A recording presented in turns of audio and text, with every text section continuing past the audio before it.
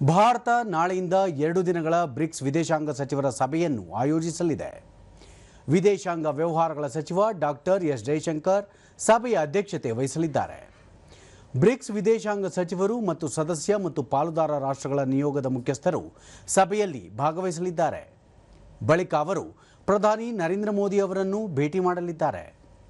ಸಭೆಯಲ್ಲಿ ಬ್ರಿಕ್ಸ್ ಸದಸ್ಯ ರಾಷ್ಟ್ರಗಳ ವಿದೇಶಾಂಗ ಸಚಿವರು ಪರಸ್ಪರ ಹಿತಾಸಕ್ತಿಯ ಜಾಗತಿಕ ಮತ್ತು ಪ್ರಾದೇಶಿಕ ವಿಷಯಗಳ ಬಗ್ಗೆ ಅಭಿಪ್ರಾಯಗಳನ್ನು ವಿನಿಮಯ ಮಾಡಿಕೊಳ್ಳಲಿದ್ದಾರೆ.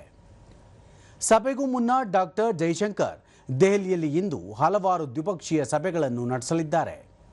ಸಚಿವರು ಇಂದು ಚಿಲಿಯ ಸಹವರ್ತಿ ಫ್ರಾನ್ಸಿಸ್ಕೋ ಫೆರೆಜ್ ಮೆಕೆನ್ನಾ ಅವರನ್ನು ಭೇಟಿ ಮಾಡಲಿದ್ದು ದ್ವಿಪಕ್ಷೀಯ ಮಾತುಕತೆ ನಡೆಸಲಿದ್ದಾರೆ. ಮಧ್ಯಾಹ್ನದ ನಂತರ ಸಚಿವರು ದಕ್ಷಿಣ ಆಫ್ರಿಕಾದ ವಿದೇಶಾಂಗ ಸಚಿವ ರೊನಾಲ್ಡ್ ಲಮೋಲಾ ಮತ್ತು ಬ್ರೆಜಿಲ್ ವಿದೇಶಾಂಗ ಸಚಿವ ಮೌರೋ ವಿಯೇರಾ ಅವರೊಂದಿಗೆ ದ್ವಿಪಕ್ಷೀಯ ಮಾತುಕತೆ ನಡೆಸಲಿದ್ದಾರೆ. ಸಂಜೆ ಡಾಕ್ಟರ್ ಜೈಶಂಕರ್ ರಷ್ಯಾದ ಸಹವರ್ತಿ ಸೆರ್ಗೆ ಲಾವ್ರೋವ್ ಅವರನ್ನು ಭೇಟಿ ಮಾಡಲಿದ್ದಾರೆ.